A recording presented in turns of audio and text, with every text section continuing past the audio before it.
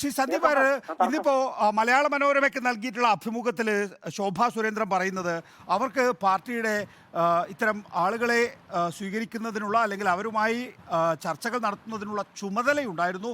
പാർട്ടിയുടെ ദേശീയ ആസ്ഥാനത്ത് അവർക്ക് പ്രത്യേക മുറിയുണ്ടായിരുന്നു. ആ കാലഘട്ടത്തിലാണ് ഇ.പി. ജയരാജനെയും കൊണ്ട് നന്ദകുമാർ വന്നത് എന്നുള്ളതാണ്. അങ്ങനെ പാർട്ടിക്ക് ആളെ എടുക്കാൻ വേണ്ടി ഒരു പ്രത്യേക കമ്മിറ്റിയും അതിന് ചുമതലയുള്ള ആളുകളും അവർക്ക് ദേശീയ ആസ്ഥാനത്ത് മുറിയുമൊക്കെ ഉണ്ടോ?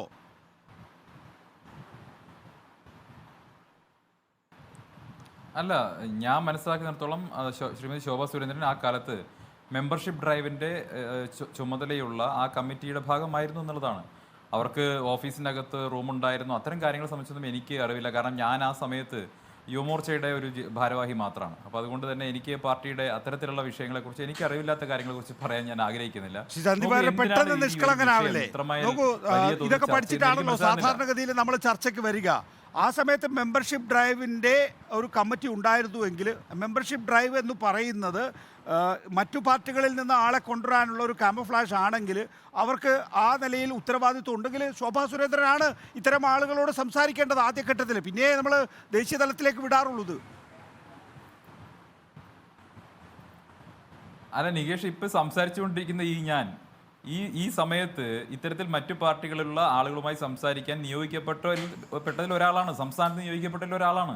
ഞാൻ നിരവധി ആളുകളുമായി സംസാരിച്ചിട്ടുണ്ട്. അവരുടെ ഒന്നും പേരുകൾ തുറന്നു പറയാൻ എനിക്ക് സാധിക്കില്ല, ഞാൻ പറയില്ല.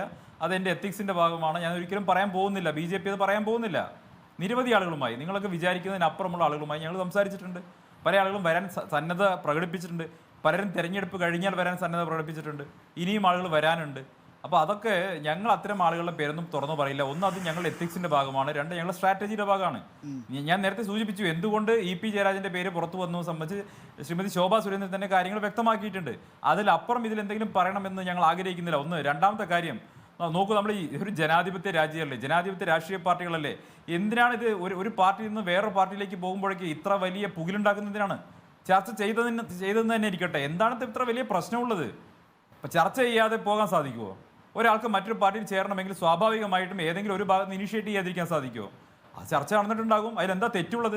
അതിൽ ധാർമ്മികമായിട്ട് എന്താ തെറ്റുള്ളത്? ജനാധിപത്യപരമായിട്ട് എന്താ തെറ്റുള്ളത്?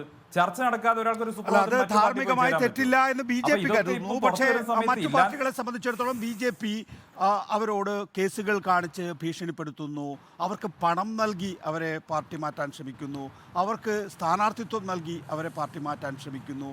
ഇ.പി. ജയരാജനോട് സംസാരിച്ചിരിക്കുന്നതും ഈ പറയുന്ന കേസുകളുടെ കാര്യവും ഒപ്പം തന്നെ പദവികളും ഒക്കെയാണ് എന്നാണല്ലോ TG നന്ദകുമാറും ഒപ്പം ശോഭാ സുരേന്ദ്രനും ഒക്കെ തുടർച്ചയായി സംസാരിച്ചുകൊണ്ടിരിക്കുന്നത്. അത് തെറ്റാണല്ലോ. അങ്ങനെയല്ലല്ലോ സാധാരണഗതിയിൽ നമുക്ക് രാഷ്ട്രീയം മാറാൻ കഴിയുക. ശരി, നമുക്ക് വരാം, തിരിച്ചെത്താം. ശ്രീ സന്ദീപ് വാര്യർ, ശ്രീ എ സജീവനും ഒപ്പം തന്നെ ഡോക്ടർ വർഗീസ് ജോർജും ചർച്ചയിൽ പങ്കുചേരും. ഒറ്റ സെക്കൻഡ് നികേഷ്. അതായത് ശോഭാ സുരേന്ദ്രൻ എവിടെയും കേസിന്റെ കാര്യം പറഞ്ഞിട്ടില്ല. അത് താങ്കൾ ആഡ് ചെയ്തിട്ടുള്ളതാണ്. ഒരു കേസിന്റെ കാര്യം ശോഭാ സുരേന്ദ്രൻ സെറ്റിൽ ചെയ്ത് കൊടുക്കാന്ന് പറഞ്ഞിട്ടില്ല. നന്ദകുമാർ നന്ദകുമാർ BJPയുടെ അതല്ലല്ലോ. നന്ദകുമാർ ഒരു ഇൻഡിവിജ്വൽ പേഴ്സൺ ആണ്. നന്ദകുമാർ ഒരിക്കലും BJPയുടെ വക്താവല്ല. നന്ദകുമാർ BJPയുടെ ഭാഗമല്ല. അതുകൊണ്ട് തന്നെ നന്ദകുമാറിനെ ബൈ ചെയ്യേണ്ട, നന്ദകുമാറിന്റെ ആർഗ്യുമെന്റിനെ ബൈ ചെയ്യേണ്ട കാര്യം ഞങ്ങൾക്കില്ല. ശരി, ആയിക്കോട്ടെ, ഞാൻ അതിലേക്ക് വരാം.